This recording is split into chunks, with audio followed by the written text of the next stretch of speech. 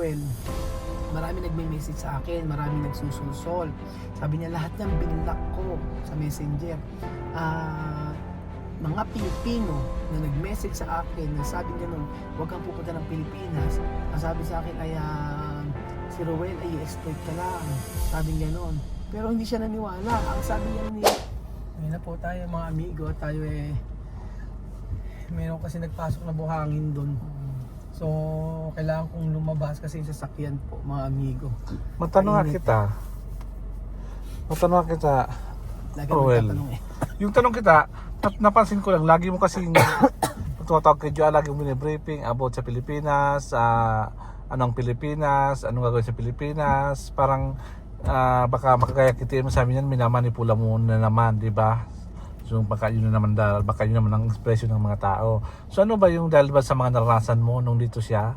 Kaya ba lagi mo siyang bine-briefing si manipula? Joanna?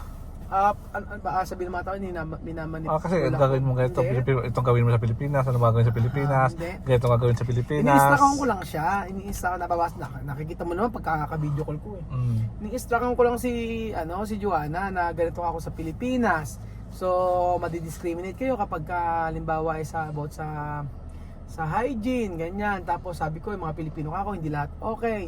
Marami ko sinabi sa kanya. Ini-instructan ko lang kasi, syempre, ikaw man yung na trauma na sa mga nangyari before at ayaw mo na syempre maulit yun. Syempre sobrang na-touch ka sa mga bata, pati sa nanay. Tapos pagkayari magpipill, di ba? Dahil ganun lang, dahil sa mga kung ano-ano mga susunod na wala namang katuturan lang at wala namang kukwenta-kwenta. Syempre gusto natin na pagkapunta nila dito is alam na nila yung mga, kasi sigurado sila, culture shock sila pagka umuwi sila dito. Kaya lang syempre di may iwasan talaga yun, sasabihin na yung about po sa pero in fairness naman kasi kay Joanna, nakikinig naman siya, ganun lang. Tsaka sa na-experience ko kasi yung kahit ikaw alam mo naman yung hirap na experience, di ba? Dumating sa point na ayaw natin siya makita. Ikaw yan, ikaw sumagot, di ba? Dumating sa time na ikaw ayaw mo na siya makita. Dahil nga sa mga bata na lang. Nakakasawa na rin. Ikaw ang sumagot, di ba? Ikaw dumating sa point na ayaw mo na siya makita. Kasi nakakasawa na rin, araw-araw na lang ganitong ginagawa. Siyempre na-stress ka na rin sa mga ginagawa. Kasi lagi mo sila kasama sa araw-araw. Pero ganun talagang life. Minsan talaga, kahit gaano mo ipaintindi yung ganito, minsan talagang di maintindihan. At kahit maintindihan, di pa rin kayang gawin. Di pa rin kaya mag-adjust. Siguro dahil gano'n na siguro pag medyo matanda ka na siguro, kaya siguro ayaw mo na mag-adjust na gano'n. Pero depende siguro sa isang tao kung kaya mag-adjust. Kasi ako di ba, nag-adjust tayo pupunta sa ibang bansa, nag-adjust tayo. Kasi para tayo hindi maiwanan, para lagi tayong kung sa isang salita tayo laging hindi man tayo lagi kung ano nangyayari sa ating araw-araw natin ginagawa sa ating buhay, di ba? Yun ang importante. Mapa-Amerika, dapat mag-adjust ka rin. Di ba? Alamin mo yung mga culture ng isang nagtatrabaho sa isang bansa tulad ng US o tulad ng Spain o tulad ng bansang pinupuntahan natin. Ayun, minsan kasi para hindi tayo ma-culture shock. Ayun. Oo, pero yung sasabihin nga, yung hindi naman tamang term yung sabihin na minamanipulate kasi meron naman silang desisyon. Ang pagpunta, kagaya niya na ito, sasabihin ko sa inyo, yung pagpunta ni Joanna dito tsaka ni Wesley, ayan na naman tayo. Hindi ko naman desisyon nila yon. Tapos, kung hindi sila maging okay dito, pero tingin ko naman ito, para sa akin parang lahat okay naman. Parang okay naman at magiging okay sila dito sa Pilipinas. Siyempre, ang lang naman dyan, masasabi ko kasi, para sa ngayon, siyempre, ayoko nang ma-experience yung na-experience ko before, na dumarating sa time na pati yung sa pagkain, gusto ko, sila, yung bibigay mo na lang yung pera, bahala ka nang bumili, ganyan. Kasi siyempre, pagka nasaktan ka, tapos di naman agad-agad mawawala yung hurt, yung feelings mo na nasaktan ka, siyempre kinabukasan sila, madali sila mag-adjust, mag-move on. Tayo, hindi naman tayo ganun. Siyempre pag nasaktan ka ngayon, may sinabing hindi maganda sa'yo, kinabukasan, andun pa rin yung sama ng loob, ganun. Masakit pa rin yung loob. Pero syempre, tapos naman na nga, yun. Kaya lang, syempre, ayaw natin maulit. Kaya natin ginagawa yung, yung ganito na i-briefing si Joanna para at least alam niya. At saka dapat may kasunduan talaga, hindi kagaya before na wala malang kasunduan. Kapag dakay okay, punta sila Pilipinas, sige, diretso, ganyan. Pero hindi pala tama yung gano'n, dapat talaga meron kayong kasunduan. Kapag hindi kayo naging okay dito, edi malaya silang bumalik sa bansa nila. I think yun na naman ang pinakamagandang gawin. Ito para din naman sa parang ganun din naman sa sa isang kontrata. Parang kung okay. Di ba pagdating to ni Joanna, di yun may iwasan na i-vlog mo, di ba? Pag binablog mo, may papasok dyan yung pera, kita. Kasi tatanong ng mga tao. So paano yung kitaan nyo at paano mo matutulungan si Joanna regarding sa income? Kasi ang mga tao, di ba, matang naman yan. I-vlog mo na naman, tapos wala pagpirahan naman. Tatawag naman exploitation na naman, tatawag nila, inaabuso, tapos wala naman na inaabuso, tapos akala mo walang naitulong, ganyan. So umpisa pa lang, alam na po ni Joanna, sa umpisa pa lang, yung ginagawa natin pagbibideo ka ako, is trabaho natin yan, sabi ko sa kanya gano'n. So magiging fair ako sa iyo, magiging patas ako sa iyo, at malalaman mo lahat ng mga gastusan, ganito yung gastos natin, yung mga ganyan. Kumbaga magiging open ako pagdating sa kitaan. Pero actually kahit naman sa una, naging open naman ako sa kanya. At wait, take note, ang sabi ni Joanna sa akin, I don't care about sa kinikita mo. Sinabi rin ng una, di ba? Ng isa. Pero hindi natin alam kung ba yan. Pero nagbabago, di ba? Magbabago. Pero si Joanna, sabi niya, may vlog tayo na sinabi niya, wala akong pakialam sa kinikita mo. Ang sa akin, maialis mo ako sa bansa na to. Na kung saan matutulungan ako at saka yung family ko. Yun lang naman ang So, ang tanong ko, may balak ka mabilan si Joanna ng lupa sa AG or dito sa Pilipinas? I think sa in future, natanong kita. In the future, wala naman silang babalikan na sa EG. So, it means may plano ka o plans ganito, o may na di po masabi kung magkatotoo hindi. Gusto lang may plano ka para sa pamilya ni Joanna na planong di sila maghihirap din sa Pilipinas. Ganito, regarding po sa plano sa pamilya ni Wako. O may long term plan Same as naman yung dati, kasi di ba dati may plano tayo ibilhan sila ng lupa. Alam niyo, may proof ako na meron kami tiningnan lupa kasama siya, pero hindi ko na ipalabas yung video. Pero wala, may nangyari nga hindi maganda. Same lang kay Joanna. Gusto ko nga kasi maging patas.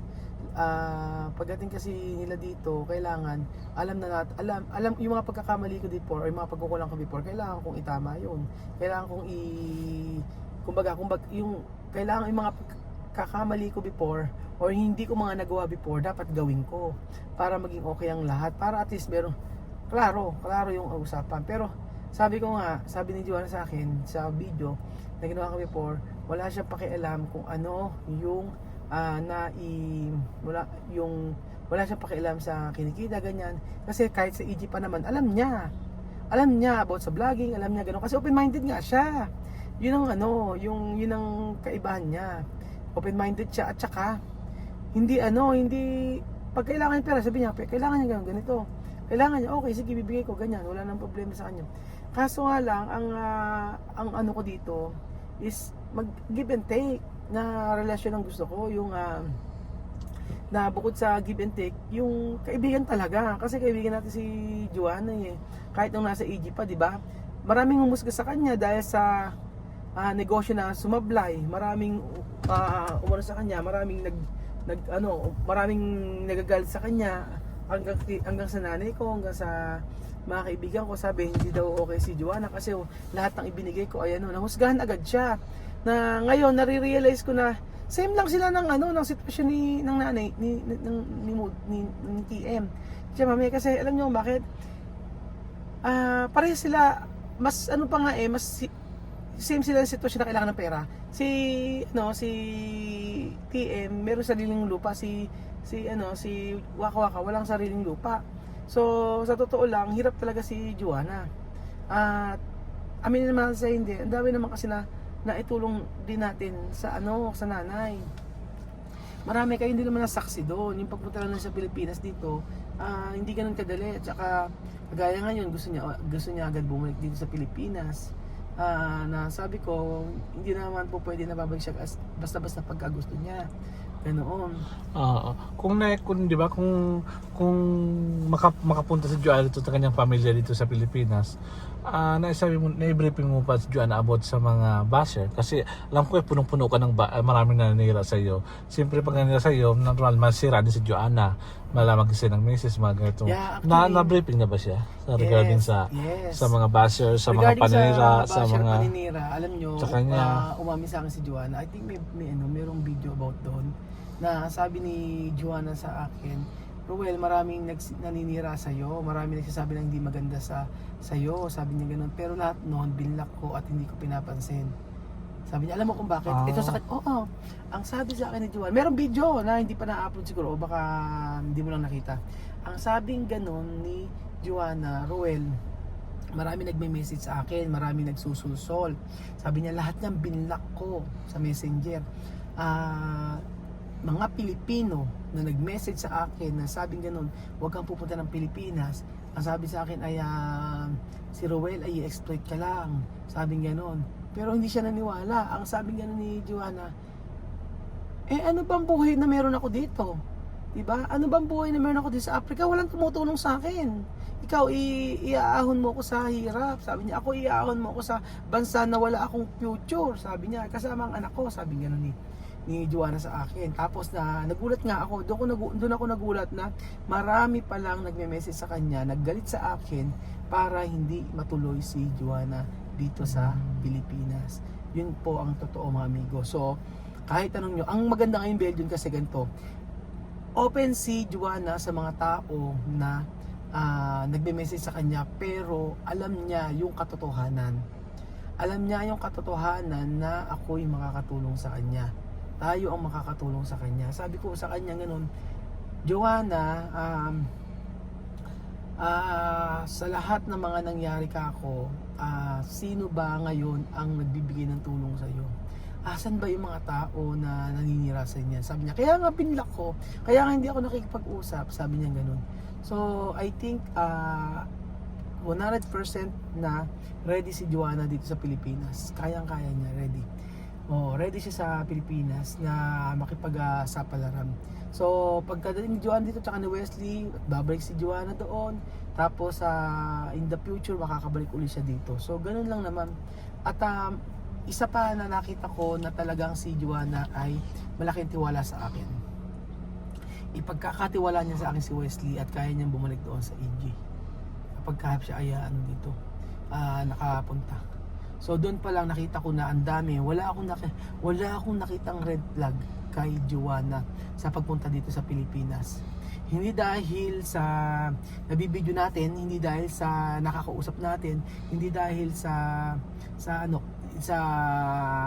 hindi kami okay ng nanay mo, tapos okay kami ni Joanna. Hindi nakita ko na mismo kahit kayo nanonood, alam nyo na si Joanna ay wala akong nakita na red flag sa pagpunta dito sa Pilipinas na mula nung nakausap ko siya.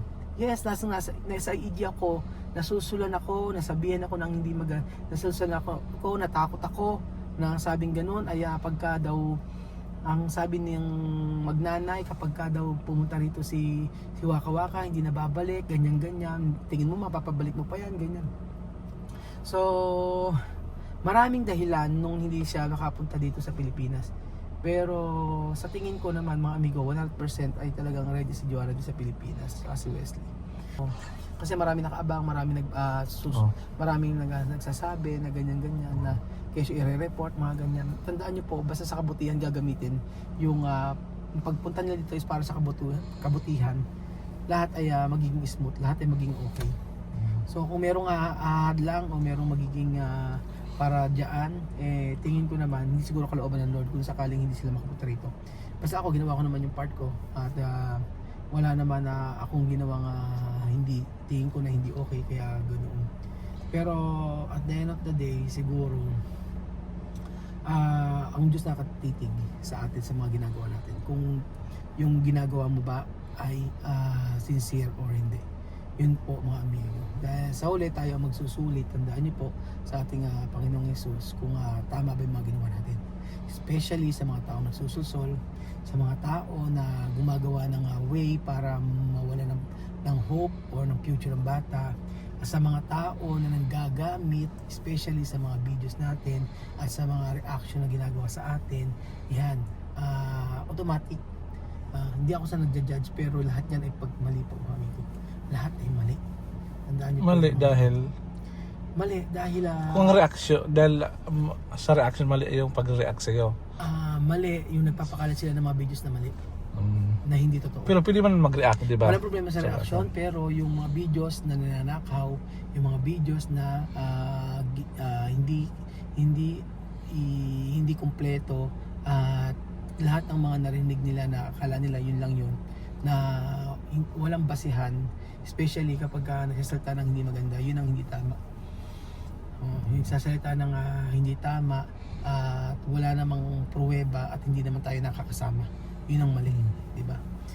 So ayun po mga amigo, salamat po sa panonood ng episode na ito, at gusto ko lang pong magpasalamat sa inyo sa inyong pagsuporta sa amin.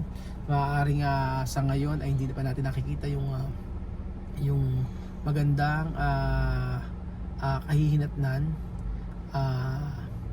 I think mga amigo ay magiging okay din po ang lahat in the future. Basta nakita po natin na si Wesley, si Joanna ay andito at ma-experience po ang Pilipinas. So thank you so much po mga amigo, at God bless po mga amigo.